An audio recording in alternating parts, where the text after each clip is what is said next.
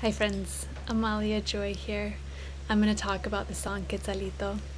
And many of you know that I grew up in Guatemala in the remote mountains with an indigenous group. One of the 23 dialects of Mam spoken, and with the Mam people not too far from the Mexican border, and that was for the majority of my youth, 16 years. And my parents were working with Wycliffe Bible translators and the Summer Institute of Linguistics. And my father is a linguist and was the first white man to learn this particular Mam language and help the people develop an alphabet for their language. So this song Quetzalito is really deep within my childhood and my being. I recently had come across an incredible book on Mexican and Central American mythology, and as I was reading this book, it basically laid me flat for about 4 days, and this song Quetzalito poured through me. And I will say the recorded version is a slightly abridged version of the actual acoustic written song that I wrote, and I do look forward to sharing that acoustic version with you all at some point in time as well. It has a bridge to it where there is a lot of language there that I was very inspired by in the actual writing down of this song. So I was looking at hieroglyphs and really wanting to delve deeper into mythology at this point in my life, as memories were coming back to me of this particular warrior who is special to Guatemala. His name was Tecunuman. And this village that I grew up in, Comitancio, we would always pass through Quetzaltenango, or Xelajú is the more local name for the town.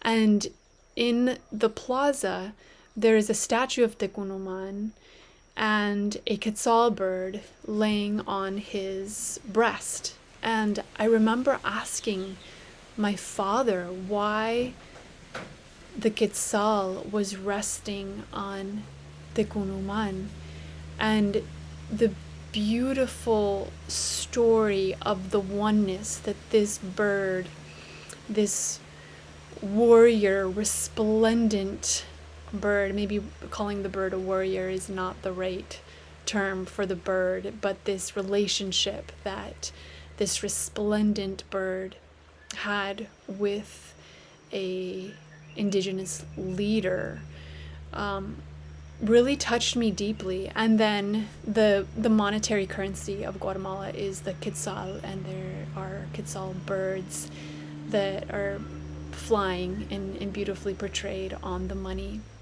So this bird, I had to travel to Costa Rica, to the cloud forest, to actually see this bird, or that was my actual seeing of this bird.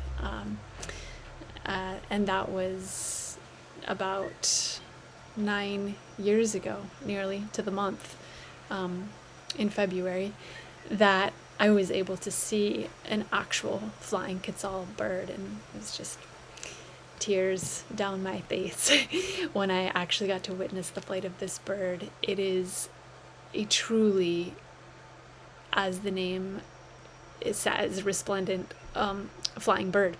So this song has a lot of symbolism to it, just like the quetzal bird holds a lot of symbolism. And I think any animal creature that you really feel a strong connection to and love for continues to reveal layers of itself to you throughout your life and time. And the quetzal is one of these earthly creatures that has continued to symbolize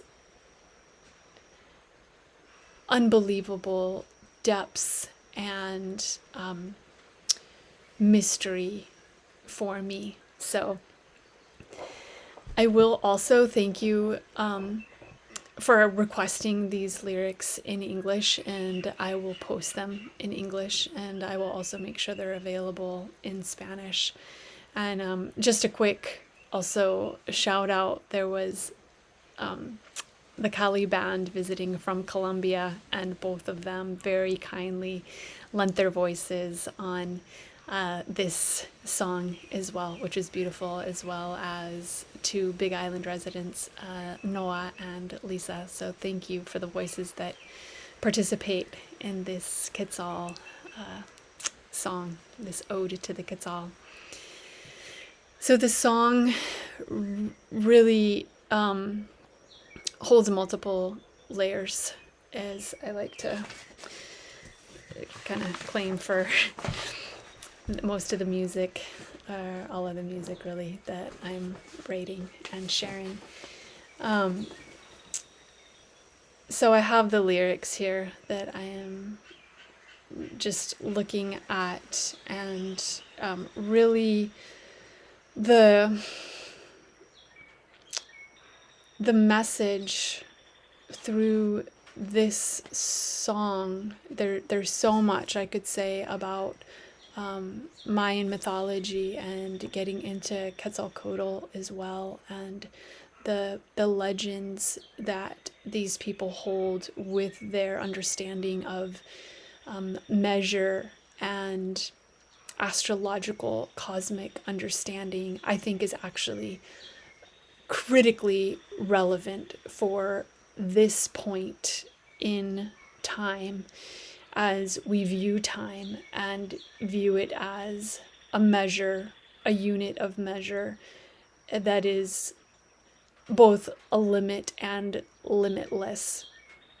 And so I could talk a lot about that aspect of heaven and earth as well, and what the Quetzal bird represents as far as some of the breakdown in the understanding is a serpent of the air, but it's also a water bird serpent that is critical to look at this point in time, where we are needing to restore the health of the waters, all waters, the oceans, the streams, the rivers, and bring them to a purification, the flight of the serpent bird through the air. And in one of the verses, I talk about the leaves being like the feathers like leaves,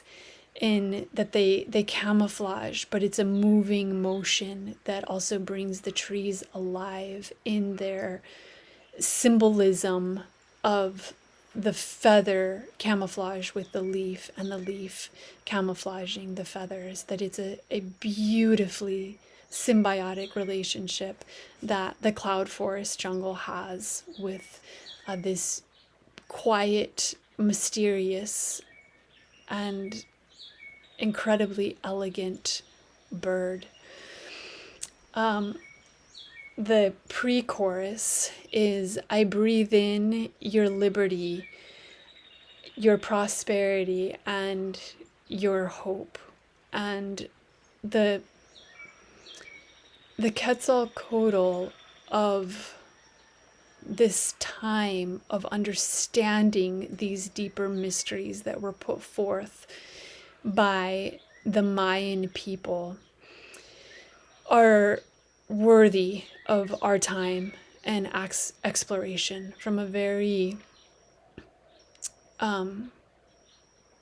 open-hearted space. As I was working on this song, I also started a painting where I have my heart lifted up over my head, and it's deeply symbolic to me as I share this song and each song that I have recorded, to express that I am in symbolically pulling my heart out of my chest and lifting it to the sky at this point in time, as these songs truly are my prayers and my processing of life and understanding.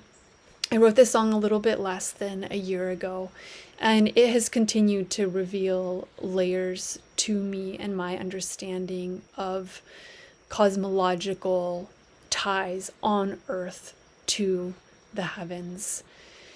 And that has given me great hope when many things on earth here seem in danger and seemingly toxified, when I can compare it to a time of such purity and innocence and the oneness that in one of these myths in particular with Tekunuman, it was understood that the animal spirit was so one with the human world that when you would kill an animal, you were killing the human along with the animal, because there was such an understanding of oneness in the life force. That is how I'm interpreting some of this mythology at this time. And I think the relevance for it right now is that if we could so deeply understand that as we kill or toxify nature, an animal species, the rate of extinction, we are also killing aspects of our own ability to fully enter life and the life that is gifted to us. And we are critically hurting and endangering our own well-being by acts of violence against creation. And the separation that so much of humanity has now from their food, their growing of their food, and the earth itself, that alone creates spirits of competition and a lot of negative aspects come out in the human nature when there is a loss of connectivity that comes through the growing of food, the partaking of the participation of growing food and the harvest and the preparation and the time that that takes. That there is an infusion at every level for nourishment that goes out into the winds and into the soil and back to the plants and into our bodies, that gives a life presence that absolutely cannot be replicated in a factory, in a disconnected world. It can in a mechanical world, but not in a life lived world. It's critical to understand. If you're okay with a mechanical existence, you are okay with factory raised food. If you are pressing and pursuing a life of connectivity with the animal kingdom and life, then that you will find the mechanical process insufficient for your well-being.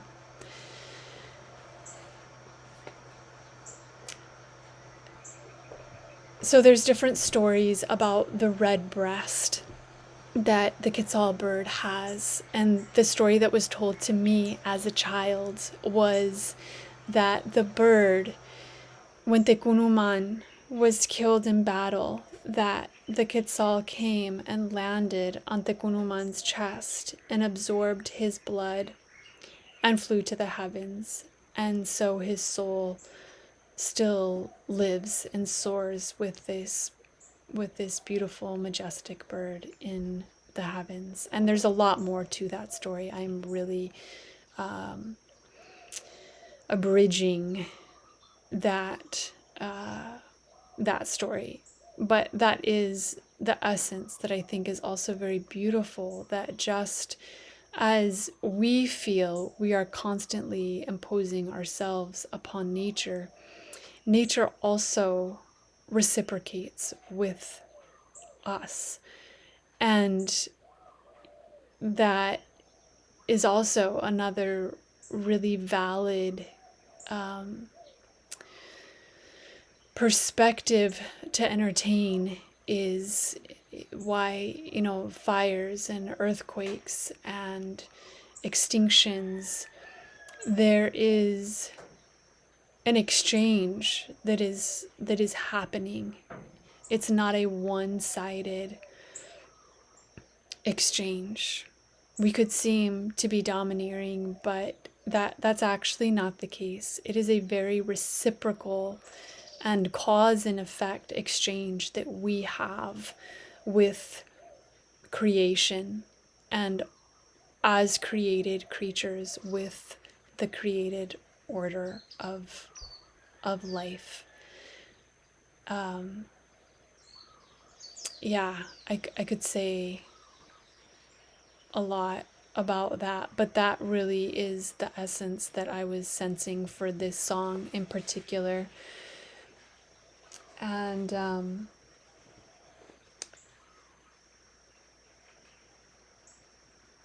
the last verse is one of my favorite verses of all, where it's really encapsulating these ideas as claiming that, along the lines of the Quetzal bird on Tekunuman's bloody wounded chest, that with his wounds the bird was opened and liberated, and was able to liberate the soul of her beloved warrior as she took to the sky.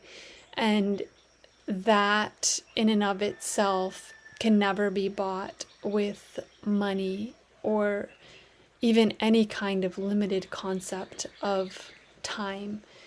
And that truly, when there is that depth of a connection, death is not felt. It's just a freeing through that illusion that death is an ending. And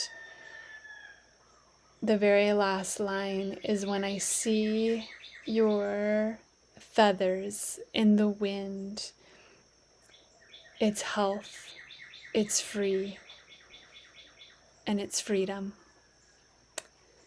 And that is an expression symbolically of something that I could stand for and stand behind, is feathers in the wind, fluttering in the wind, and symbolically expressing that flight for liberation that every soul is longing for, that comes here to earth to learn lessons.